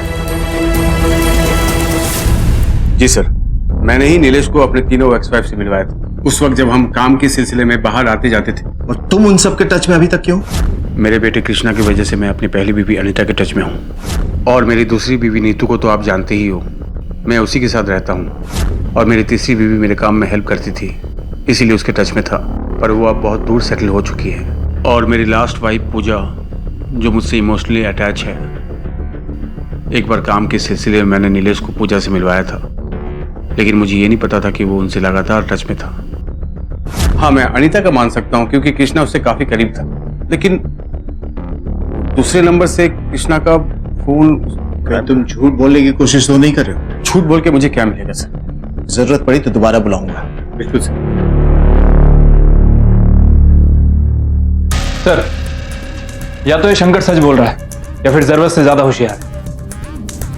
उसकी तीसरी वाइफ के बारे में पता करो और उसकी चौथी वाइफ जो अभी भी शहर में, उससे बातचीत करो। Right sir.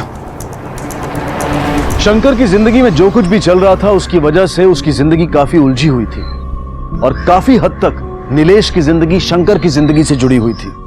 दोनों एक साथ काम करते थे और एक दूसरे के काफी करीब थे। नीलेश नीतू का भाई था जो शंकर की दूसरी पत्नी थी और नीलेश शंकर की सभी पत्नियों के टच में था।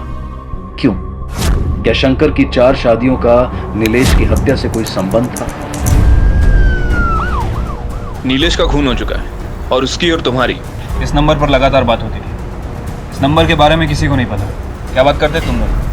सर जब से शंकर ने मुझे उससे मिलवाया है, वो मुझे रोज़ अपने नंबर से फ़ोन किया करता था। उसके बाद जब मेरी इंगेजमेंट हो गई तो मैंने उसका फ़ोन उठाना बंद कर दिया। फिर वो मुझे एक नए नंबर से कॉल करता था। मैंने उससे कहा कि अब मैं उससे बात नहीं कर सकती। मेरे मंगेतर को ये सब पता चला तो अच्छा नहीं होगा। मुझे नहीं पता उसका खून किसने किया और कैसे हुआ, लेकिन अब मेरी नई ज़िंदगी शुरू होने वाली है। आप प्लीज़ मुझे इन सब चीज़ों में इन्वॉल्व मत करिए। देखिए, फिलहाल तो हम नीलेश के केस की इन्वेस्टिगेशन कर रहे हैं। हमें आपके मंगेतर से भी बात करनी है। नहीं सर, मैं तो नीलेश को जानता भी नहीं था। अगर मुझे पहले मालूम होता कि नीलेश पूजा को परेशान कर रहा है तो मैं खुद ही पुलिस में कंप्लेंट कर देता। उसे मार के कानून को हाथ में लेने की कोई जरूरत नहीं थी मुझे। क्या शंकर की उलझनों का सामना नीलेश को करना पड़ा? क्या नीलेश की मौत शंकर की वजह से हुई? इस केस में अब भी ऐसी कई चीजें थी जो पुलिस के सामने आनी बाकी थी। दूसरी तरफ रंजना और पराग के बच्चे की किडनैपिंग और हत्या के मामले में पुलिस के हाथ एक बड़ी कामयाबी लगी। सर किडनैपिंग वाली जगह से मैंने कुछ सबूत इकट्ठा करने की कोशिश की। आसपास के लोगों से पूछताछ भी की तो उन्होंने बताया जितने लोग किडनैपर को पकड़ने गए थे वहां एक बच्चा भी मौजूद था। ये रहा सर उसका स्केच। आप लोग इस लड़के को जानते हैं? नहीं सर। सर हम इसे नहीं जानते। ठीक है, हमें कुछ भी पता चला तो हम आपको इन्फॉर्म करेंगे। राणे सर, इसका मतलब हमारा शक सही था। रान, अगर किडनैपिंग में इसी लड़के का हाथ है तो ये जरूर इसकी पहली किडनैपिंग रही होगी, वरना ये इन लोगों से सिर्फ 5 लाख रुपए की डिमांड नहीं करता। इस स्केच को हर जगह सर्कुलेट करो, सबसे पूछताछ करो और अपने खबरियों को अलर्ट कर दो। इस लड़के को जल्द से जल्द पकड़ के इससे पूछताछ करना हमारे लिए बहुत जरूरी हो गया है।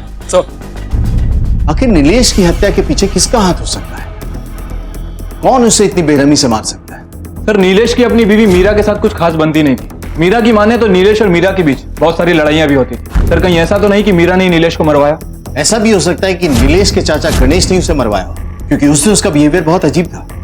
सर, इस केस में शंकर से लेकर अनीता, पूजा से लेकर पूजा का मंगेतर राकेश, ये सभी सस्पेक्ट हैं। इन सब के पास ऐसी ना ऐसी कोई ठोस वजह जरूर होगी जिसकी वजह से उसने नीलेश को इतनी बुरी तरह से मारा। शिंदे, एक और मेजर चीज हमने मिस की। ट्रायंगुलेशन रिकॉर्ड के हिसाब से उसकी हत्या इस एरिया में हुई, जबकि उसका मोबाइल का लोकेशन ये दिखा रहा है। क्या नीतू और शंकर रहते हैं? तो क्या वो इस एरिया में आया था? और अगर आया था तो नीतू और शंकर से मिला?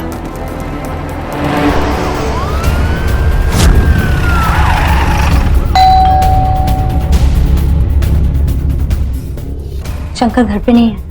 हमारे सवालों का जवाब तुम भी दे सकते हो कि जिस रात नीलेश की मौत हुई उस रात वो तुम लोग से मिलने आया था इस एरिया में? क्योंकि उसके कॉल रिकॉर्ड्स के मुताबिक वो इसी एरिया में था, तो डेफिनेटली तुम लोग से मिलने आया होगा, है ना? मुझे नहीं पता कि वो इस एरिया में आया था या नहीं आया था, और अगर आया भी होगा तो हम लोग घर पे थे ही कहाँ? उस रात तुम लोग कहाँ थे? झूठ बोलने का रास्ता ढूंढ रही हो या सच छुपाने का तरीके? गिरफ्तार कर लो इसे। हम उस रात को डॉक्टर के पास गए थे।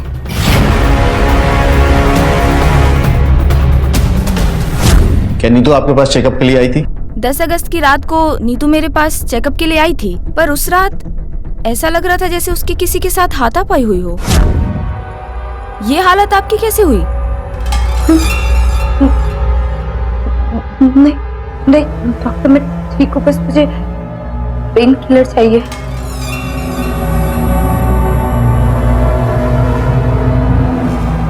पर वो बिना दवाई लिए ही चली गई। Thank you. मैं सच कह रही हूँ, मैं गिर गई थी इसलिए मुझे वो चोट लगी। देखो नीतू, तुम्हें किसी से भी डरने की जरूरत नहीं है, अपने पति से भी नहीं। मेरे पति ने कभी मुझे हाथ भी नहीं लगाया सर। तो ठीक है, एक छोटा सा मेडिकल टेस्ट कर लेते हैं, दूध का दूध और पानी का पानी हो जाएगा। अरे जब मैं कह रही हूँ कि मुझे कुछ नहीं हुआ तो आप लोग जबरदस्ती मेरा चेकअप क्यों करवाना चाहते हैं? तो ठीक, घर जाओ तुम।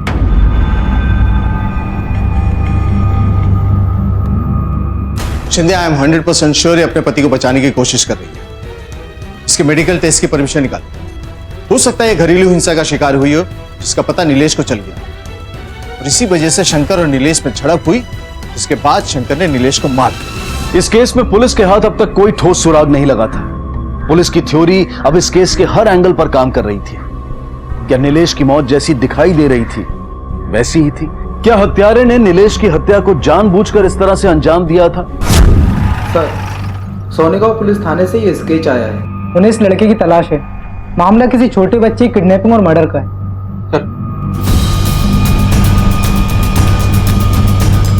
फौरन सोनेगांव पुलिस स्टेशन को कांटेक्ट करो। जी सर।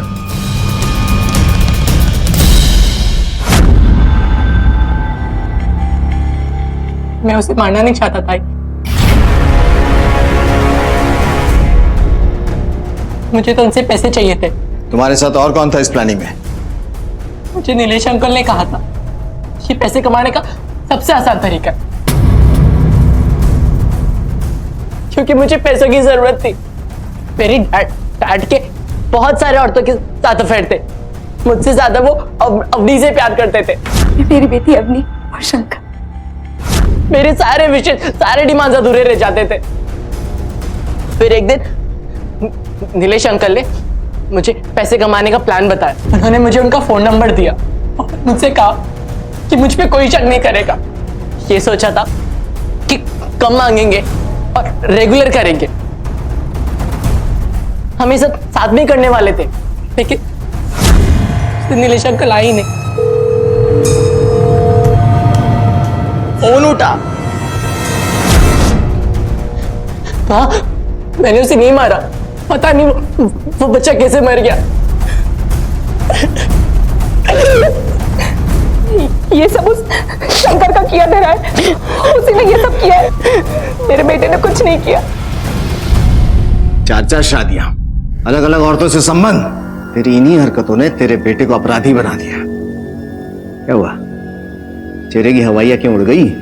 अब जिंदगी का मजा नहीं आ रहा तुझे? सच बता, तुझे पता था ना इस प्लान के बारे में कि नीलेश तेरे बेटे के साथ मिलकर ये सब करने वाला है? यही कारण है कि तूने नीलेश को मारा, क्योंकि वो तेरे बेटे की जिंदगी खराब करना चाहता था। बेहतर इसी में है कि सब कुछ सच सच बता। बोल। मैं सच बता रहा हूँ सर आपको। अगर मुझे जरा भी अंदाजा होता कि मेरा बेटा इन सब चीजों में पड़ने वाला, तो मैं उसे कभी ये सब करने नहीं देता सर।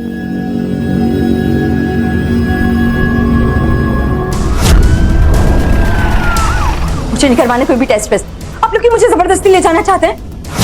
हमारे पास कोर्ट के ऑर्डर हैं और आपको हमारे साथ चलना होगा। और वैसे भी सांच को आंच क्या, चांदनी ले चलो। नहीं, मुझे नहीं जाना। सर, नीतू को बहुत बुरी तरीके से मारा पीटा गया है। Thanks doctor. सर, मुझे लगता है कि यह सब शंकर ने किया है। हो सकता है नीलेश ने नीतू को बचाने की कोशिश की है और मारा गया। शंकर को उठाओ, पुलिस लॉकअप में थोड़ी सी खातिरदारी करेंगे तो शायद सच बोल देगा। Right sir. क्या बकवास है सर ये सब? आपने मुझे यहाँ क्यों लाया है? अपनी पत्नी से मारपीट करता है तू? मैं ऐसा कभी सोच भी नहीं सकता सर। मेरी बीवी है वो। वो तेरी बीवी है। तो बाकी की 3 कौन थी? वो सब समय का जोश था। अब शादी की मैंने चाहा। समय का जोश था? सर, मैं हमेशा के लिए नीतू के पास लौट कर आया हूं सर। और ये सब जिस दिन हुआ उस दिन मैं शहर में भी नहीं था। नीलेश कैसे मरा? मुझे क्या पता होगा सर नीलेश कैसे मरा। सच बोल रहा हूँ सर।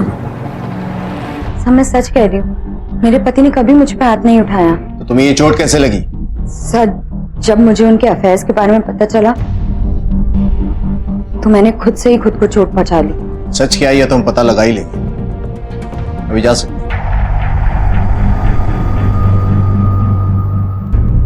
सुंदे, देखा जाए तो इनमें से किसी का भी ट्रायंगुलेशन रिकॉर्ड इनके खिलाफ नहीं है। मौका वारदात पे भी किसी का फोन एक्टिव नहीं है। और हो सकता है खूनी इतना शातिर हो कि अपना फोन भी कैरी नहीं किया। कुछ तो है जो हम मिस कर रहे हैं। और ये देखो, इस कहानी का ये किरदार जो शायद मिसिंग लिंक भी हो और यही इसके हाथ की हथकड़ी भी बने, क्योंकि कॉल रिकॉर्ड्स के मुताबिक खून होने से 2-3 दिन पहले जहां जहां नीलेश का लोकेशन दिखा रहा है वहीं वहीं इसका भी फोन एक्टिव है। कहीं ये शख्स उसका पीछा तो नहीं कर रहा? और अगर इसने नीलेश को मारा, क्यों मारा? सर, मैं अपने होने वाले बच्चे के बाप को क्यों मारूंगी? मुझे वैसे भी कोई सपोर्ट नहीं है। मैं अपने आप को ऐसे सिचुएशन में क्यों डालूंगी सर? गुस्सा, जलन, ये 2 चीजें काफी हैं किसी को भी मारने के लिए। और अब तुम्हारे सच छुपाने से भी कुछ नहीं होगा, क्योंकि हमने ये पता किया है तुम्हारा भाई रवि हमेशा नीलेश के आसपास ही रहता था। हाँ, मैं उनके आसपास ही रहा करता था, उन पर नजर रखता था, पर मैंने उन्हें मारा नहीं है। नीलेश पे नजर क्यों रखता था तो? नीलेश अपने जीजा शंकर को अपना गुरु मानता था और शंकर ने भी उसे अपना चेला बना लिया था। वो उन्हीं के नक्शे कदम पर चलता था। शंकर के कई सारे अफेयर्स थे और जब मैंने नीलेश को ये सब करने से मना किया तो उसने मुझे बहुत मारा। नीलेश का चरित्र परत दर परत पुलिस के सामने खुलता ही जा रहा था। पुलिस के हाथ जो जानकारी लगी थी उसकी वजह से मीरा और उसके भाई के साथ पूजा और उसका मंगेतर भी पुलिस की रडार पर थे। पुलिस इस केस के हर एंगल को एक नए तरीके से देख रही थी और जल्द ही उनके हाथ इस केस की वो कड़ी लगी जिसकी उन्हें तलाश थी। उसे झूठ क्यों बोला था? एक बार फिर पूछ रहा हूं, कैसे लगी चोट? मेरे पति ने किया है। हमने नीलेश और तुम्हारे हस्बैंड शंकर दोनों के मोबाइल लोकेशन रिकॉर्ड्स निकलवाए हैं। जिस दिन तुम डॉक्टर के पास गई थी उस दिन तुम्हारा हस्बैंड शहर में नहीं था, 20 किलोमीटर दूर था। तुम जब डॉक्टर के पास से वापस आई तब वो आया। तो क्या 20 किलोमीटर दूर से उसका भूत तुम्हें मारने के लिए आया था? डॉक्टर के पास जाने से पहले तुम्हारा भाई नीलेश तुम्हारे साथ था। माजरा क्या है? माजरा क्या है?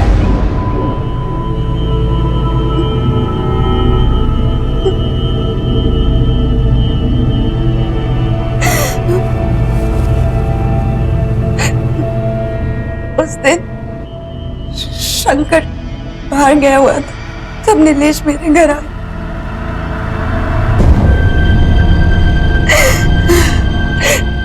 और जब शंकर घर आए तो नीतू, नीतू, नीतू, क्या हुआ? क्या हुआ तुम्हें?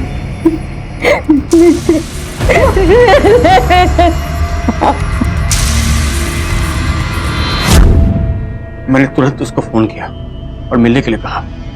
मैंने उसको फोन पर बोला कि उसने जो भी किया सही किया है और मुझे गर्व है कि आज एक चेला गुरु से आगे निकल गया है। ये सब आप ही ने से सिखाया गुरुदेव, मेरे काम देवता। आप ही ने तो ज्ञान दिया था ना कि काम के आगे सब मुंह माया छोड़ दो, मत देखो कौन है क्या होगा, जो दिल में कर दो। करते बबूल बोगे तो आम नहीं मिलेगा। तुम्हारी थ्योरी 3rd क्लास दुनिया की 3rd क्लास बातें तुमने सिखाई थी ना उसे। और क्या किया उसने? सबसे पहला एक्सपेरिमेंट तुम्हारे ऊपर किया, अपनी बहन के ऊपर। मैं सोच भी नहीं सकता था कि इस हद तक गिर जाएगा वो। अंधेरे में रास्ते की दूरियां नहीं नाप सकते शंकर। अगर किसी ने इसका रेप किया ना, तुम भी उसके बराबर के जिम्मेदार।